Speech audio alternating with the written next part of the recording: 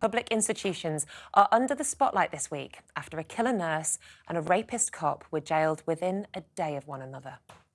After Lucy Letby was jailed for life for killing 7 babies and trying to kill 6 more, NHS bosses are facing mounting pressure for failing to heed warnings from colleagues about her conduct. And following the sentencing of Metropolitan Police Officer Adam Provan yesterday for raping 2 different women, the force is accused of missing 8 chances to catch the sex offender. Documents show he was accused of sexually touching a minor after just 3 months in the job, but bosses took no further action. Multiple accusations followed, but he managed to stay in the role for another 16 years. So how can we trust the publicly funded institutions that are supposed to protect us?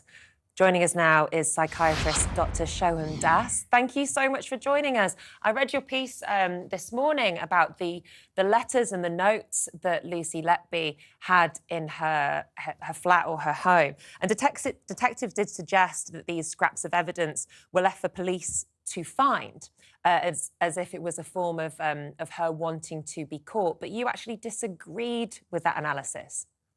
Yeah, that's right. Hi, David. Hi, Nicola. Thanks for having me on. So, yeah, I can understand why that might be an interesting angle to think that Lucy Letby is leaving little clues, but I don't really buy it. The reason being is because there wasn't that much that would be helpful to her in the content of the notes. There was no kind of explanation of her motivations. And most importantly, there was no kind of excuse. So if I was to leave a note that I wanted the police to find, I would plant the seeds of doubt of mental illness, for example, and there was nothing of that. So I don't think that this was something that she intentionally left to find. That's so interesting. I also read your article. I was transfixed by it, actually. What I found really fascinating was when you went on to say there is no evidence of mental illness. You talk about this being a glimpse into her psyche. You talk about guilt and self-pity, the contradictory thoughts that she had. The bit for me was no evidence of mental illness whatsoever. So are we saying she's not a psychopath, she doesn't have schizophrenia, she's just an evil person? The long and short of it is exactly that, David. So in my job as an expert witness, one of the things I have to do is rule out mental illness. I've assessed lots of women who have killed children, and it's usually in the context of these delusional beliefs. Clearly, that is not the case for Lucy Letby. I do think she did have some mental illness in that she had some background anxiety and depression. We know that came out from even before the court case, but I think that's a red herring because it doesn't decrease her criminal culpability. She definitely has some errant personality traits. You know, clearly she lacks empathy. Clearly she is impulsive. She doesn't care about the rights and wrongs of other people, and she's entitled. So some of those features are the same as clinical psychopaths, but I don't think she's a clinical psychopath because she doesn't have the deceit. She's not sexually promiscuous, for example. She's not she doesn't lead a parasitic lifestyle. So I don't think she has all of the features that would fit her into that category. I don't think I'd use the term evil because it's not a clinical term, but no, if you remove everything else, if you remove mental illness and you remove personality disorder, then I suppose that is what you're left with, Do you think that we are guilty, certainly in the West, of over-pathologizing people who commit crimes like this? Because it's a kind of a way of us trying to reason with why they would do something like this. Well, only somebody who was mentally ill could possibly do X, Y, Z. Are we guilty of doing that, of over-pathologizing? I think we are in some cases, and I suppose ultimately it depends on how you define mental illness, right? So if you define it as somebody doing something that's ununderstandable, that's extreme, then, you know, Lucy Letby would fit that. Paedophiles would fit that. People that commit horrific sexual offences would fit that. As a psychiatrist, my definition of mental illness is a diagnosable and potentially treatable illness, you know, like schizophrenia, like bipolar, where you have symptoms that are clear-cut. But I suppose actually the most important definition of mental illness or insanity is the legal definition for psychiatric offences like not guilty by reason of insanity. And I won't bore you through all the criteria, but the crux of the matter for that psychiatric offence is, did the person know what they're doing and did they know it was wrong? So somebody like Lucy Letby clearly knew what she was doing was wrong because she spent a lot of time and effort to try and cover up her behaviours. You also go on to talk about the fact she lacks emotive empathy. What is the motive in her case? I was also struck by how chilling this sentence is. The pain gave her enjoyment. Yeah, so I mean, that is the ultimate question, isn't it? That is the most important and fascinating question for Lucy Letby's case. What were her motivations? And like I said before, if we remove mental illness from the equation, then what we're left with, in my opinion, is a couple of different options. It could be that she simply enjoyed the power and the domination. So we're talking about the God complex, which I think is relevant for 𝐏𝐬𝐲𝐝𝐻's case. So that's one possibility. It could be that she's somehow emotionally connected to the grieving process. So we know that Lucy Letby was present when a lot of these babies died. She was around the family. And in fact, she was around the grieving process at times where it wasn't even her patient. Or it could be some sort of jealous rage towards the family. So she enjoyed the grieving process, is that what you're saying? I think so, yeah. I think that's one of the very likely motivations. I think it could be a combination of all of these things.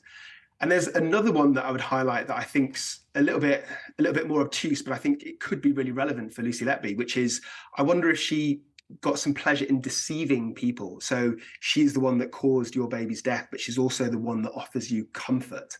It's not something that you often see in killers or serial killers, but and I see it a lot of times in offenders who commit fraud, you know, so it's not just financial, it's actually feeling morally or intellectually, sorry, not morally, but intellectually superior to be able to trick people. So I do wonder whether that's an element for Lucy Letby as well. And for the past couple of days, we've been discussing, certainly on this show, why she didn't actually attend the sentencing on Monday and the kind of ethics around that, and the fact that killers certainly should be brought into the dock to face their victims. What can you comment on that from your professional perspective as to why she might not have attended court on Monday?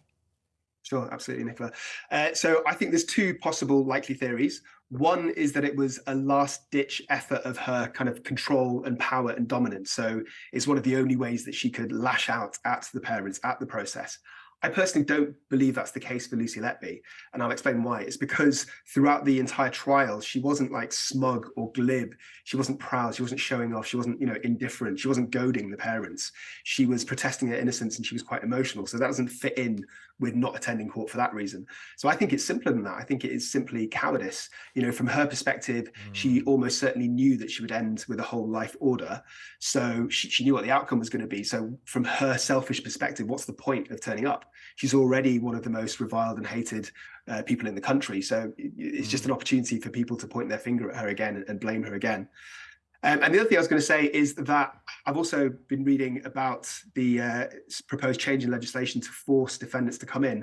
I've got to be honest, I've got mixed feelings about it. I can kind of understand how it might be helpful in some cases, and it might be cathartic for the victims or the families of the victims to kind of say their piece, and for the perpetrator to hear the victim impact statement. But my issue is, what happens if the perpetrator doesn't play ball? What happens if they, you know, mock or jeer or are indifferent, or even, you know, use it as an opportunity to try and protest their innocence even further? I think it could have the opposite effect for the victims. It could actually make it more stressful and less cathartic. And just going back to the case in point, we had Stephen Brearley raising concerns, Ravi Jayaraj also raising concerns, and there is a really good article this morning by Emma Jones, who's a consultant, saying those people in power ignored what was going on. The NHS has too many managers floating between various layers of management. Weaker and weaker talent fails upwards. Should she have been spotted earlier? She clearly is a very high-functioning individual. It was very difficult for people to spot this. As we heard, of course, we heard many people saying, of course, it can't be her. Not nice, Lucy. Yeah, so absolutely. She could have been spotted before, and the complaints could and should have been taken more seriously.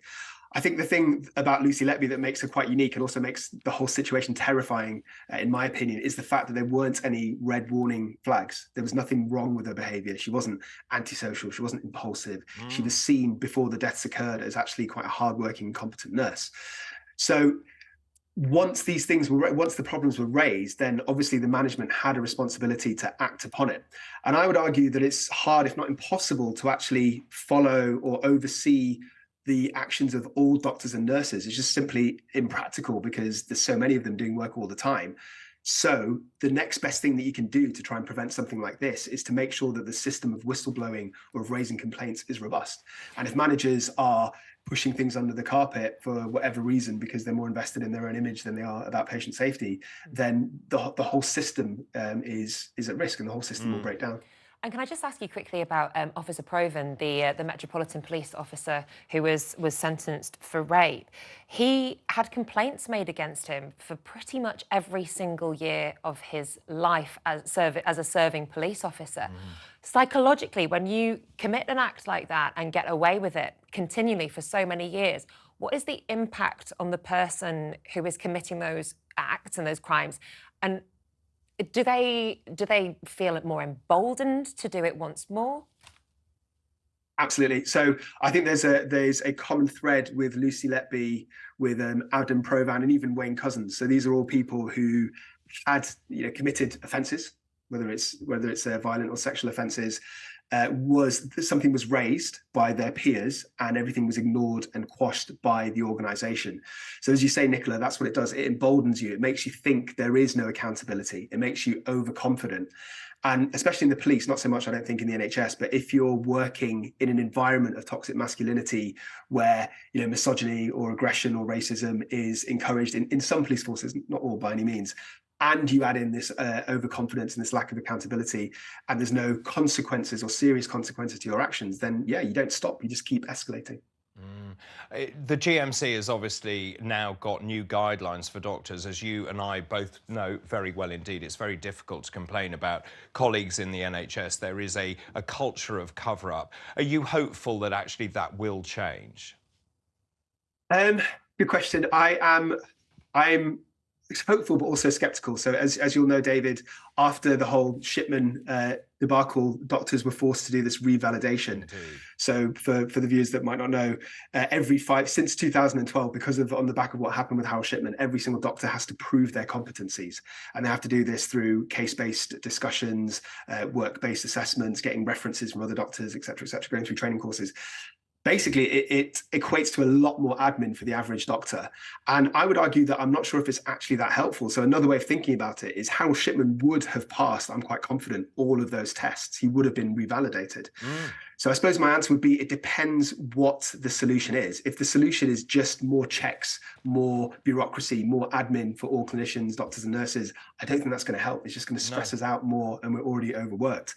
I think the solution has to be a bit deeper than that. It has to be about whistleblowing and allowing a culture where people who raise complaints against their peers are taken seriously, and also through an independent body. So it shouldn't be just the hospital managers who are invested in the trust that look into all these allegations. It should be somebody that doesn't have any, that is completely objective, I think. Yeah.